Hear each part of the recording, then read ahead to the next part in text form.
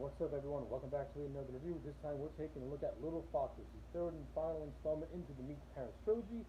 So let's waste no time. Let's get right into it. As a concluding chapter to these movies, I find the Little Fockers to be very middle of the road. It is nowhere near the quality of the first two movies, but I think Little Fockers, it does have some enjoyable moments to it, even though I think it has a lot of things that is just there, just as filler. It does present some interesting concepts, but I don't think it even comes close to exploring those concepts to the fullest of its potential. And it has things that I would have done very, very differently. So without further ado, let's just speed right through this thing and get this review over with as fast as we can. Little Fockers is basically this: Greg and Pam are fully into their family. They have two kids, and this movie is pretty much just about them raising them, among other things that take place. That is the overall plot line of Little Fockers. So let's get the positives out of the way first. The cast, returning cast members make their return from the previous two movies. Robert De Niro, Ben Stiller, Terry Polo, Bethel Danner. Once again, they return to their roles as Pam, Greg, Jack, and Dina, respectively. And as usual, they put in very good performances. The Meet the Parents trilogy was fortunate enough to get a very talented cast of actors, and in every single movie, they put on the best performance that they possibly can with the material that they're given, varying the quality. This movie is no exception. It does present some really good elements. I like how Greg in this movie he is, I like how Greg in this movie is able to stand up to Jack more, and he's not so intimidated by him as he was in the previous two movies. He has more of a backbone. I like that sort of thing. I like the whole thing of Jack, struggling with his mortality and wanting to pass down his legacy in case of his death to Greg because he has that trust into Greg. And Dr. Bob didn't quite pan out because Dr. Bob got into an affair with another woman, and now Dr. Bob and Debbie have gotten divorced, which leaves everything to go, which causes Jack to want to transfer his legacy to Greg in a way. I like that sort of thing. I thought that was presented I thought that was a very interesting presentation, but I don't think the movie fully did enough to really explore that in a way.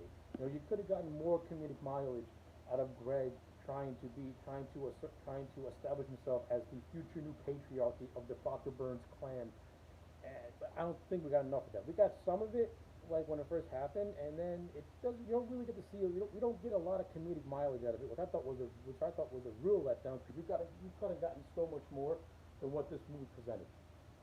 You know, could have been handled so much better. But what we got, it was decent. It was funny. I got some chuckles out of it. Once again, Terry Polo returns as the character of Pam. Pam, she doesn't really have a whole lot to do. She's really a throwaway character in this. Pam is a really thankless role because she doesn't get enough screen time. I mean, the movie does tease the possibility of Kevin wanting to get back with Pam. Kevin, played by Owen Wilson, he has more of an expanded role in this movie. His whole subplot is the potential of getting back with Pam, since since she and Greg, their marriage isn't falling apart, but they're starting to get on the rocks, maybe just a little bit more, mainly because of tension caused by Jack in a lot of instances. Uh, yeah, the movie didn't really come close to exploring that a lot, in my opinion. You could have done more with it. I mean, but as usual, I like seeing Owen Wilson as the character of Kevin, and I like him in this movie. I like how he has a little bit more scenes, a little bit more to do. So that's a plus in my book. Dina, she's always gonna be Jack's moral center, and she does a good job at doing that. So yeah, that stuff I enjoyed. Um, when it comes to Roz and Bernie Fokker, played by Barbara Streisand and Dustin Hoffman, they're completely underutilized in this movie. They're barely in this movie. They make an appearance at the beginning of the movie, and then they come back in the third act of the movie. Bernie has this whole subplot where he's in Spain trying to dance the flamingo because he's trying to find his true north. When all the while his true north was Roz. Listen, I understand that Dustin Hoffman was able to reach a deal at the last minute to be in this movie, but you could have done so much more with the Bernie character because he was such a because he the dynamic that Meet the Fockers had between Bernie, Jack, and Greg. You could have easily expanded upon that in more with this movie. Instead, he's just there to say, "Hey, here's Bernie. He's still in the movie." A waste. Roz, she's the host of a talk show. Okay, that's cool. but we don't see her again. We see her at the beginning having a little conversation, but we don't see her to the end of the movie. It's kind of a drag. Streisand and Hoffman are completely forgettable and underutilized in this movie. You forget that they're in this movie until they just pop up at the end during the birthday party for the twins, Henry and Samantha. Uh, Another subplot that I didn't really care for. There's this whole subplot of Greg trying to get the kids into like into this place called human, like this early human type of school, which is ran by a girl named Prudence, played by Laura Dern. This whole subplot, I did not care for it.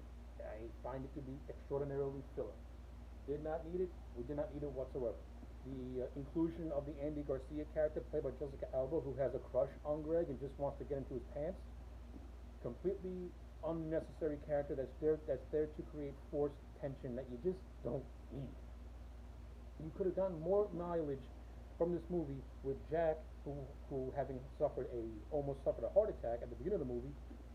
You have that, and you have Kevin potentially moving in on Pam. That's all the drama you really need. You don't need the tease of Greg having an affair. You don't need all the other things that I mentioned at all. You just need to streamline this movie better. That's my biggest problem with this movie, is that it throws in way too much stuff, but it's just unnecessary and filler, and it really brings this movie down a lot when you compare it to the first movie and the second movie. And that's a shame, because Little Fockers, on paper, it had a very interesting, you had things that could have been done in a very interesting way.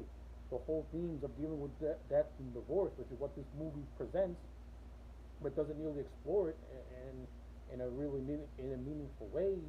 It explores it in a comical way because it's too scared to take that next step. I mean, I would have just gone full blown. And at the end of the movie, when Jack and Greg have their big brawl, which is really the best part of this entire movie, is Jack and Greg having the brawl that all these movies have been building up to, and Jack has a heart attack near the end of it. Me personally, I would have had Jack die. I think that would have tied in very nicely into the narrative that this movie was building, with the whole thing of passing on the legacy and everything like that. I mean, yeah, it would have been a very somber ending for a movie for this kind of trilogy, but I think it would have worked in nicely with the theme that you're presenting of this whole of Jack coming to terms with his mortality and putting the ultimate trust into Greg once and for all, which is what he even admits to at the end of the movie. I would have had Jack died. I think it would have been a fitting ending. I think it would have been a fitting ending to this trilogy, and it really would have been a fitting ending to the Jack and Greg storyline.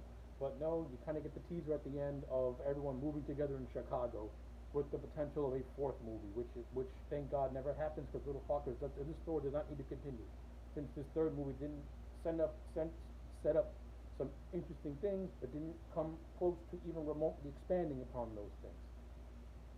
So yeah, I know this movie was more of a rant on Little Fockers. I mean, I don't want to shit all over this movie, because it does have things that I do like. I do get a couple of chuckles out of this movie.